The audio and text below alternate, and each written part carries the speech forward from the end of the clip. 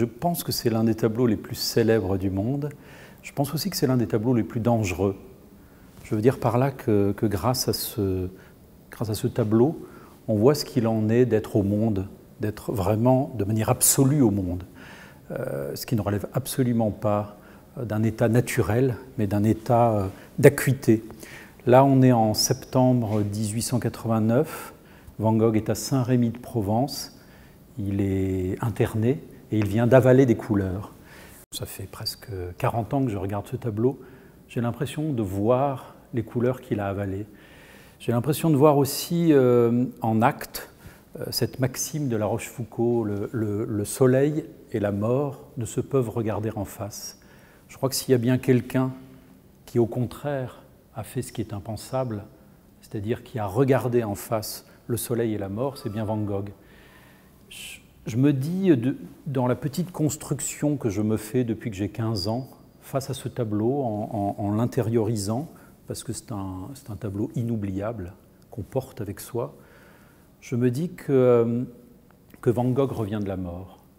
La manière qu'il a de transpercer le visible et de nous adresser avec inflexibilité ce regard qui est entre le défi et une espèce d'amour perdu pour l'humanité, relève de quelqu'un qui est allé ailleurs.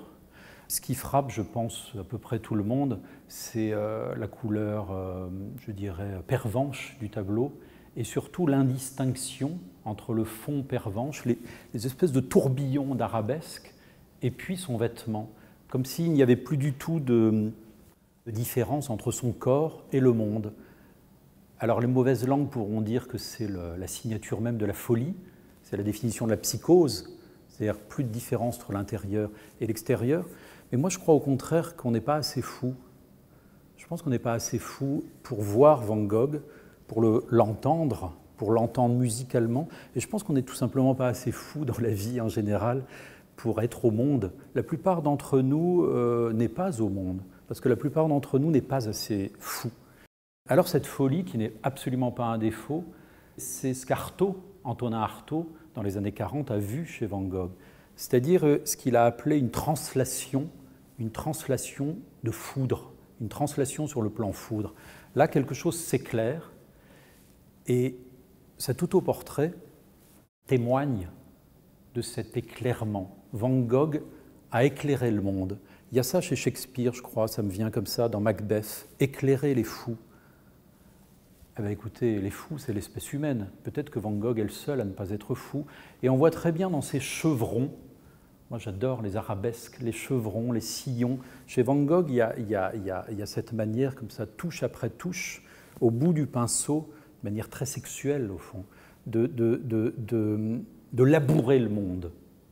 Et ne labourent le monde que les paysans, les artistes, les fous, les poètes. C'est la même chose au fond. Et voilà, si le monde était enfin une arabesque, si le monde devenait bleu, roux et vert, alors peut-être on pourrait enfin vivre. Peut-être que vivre deviendrait enfin passionnant. Voilà le témoignage d'une possibilité d'habiter passionnément le monde.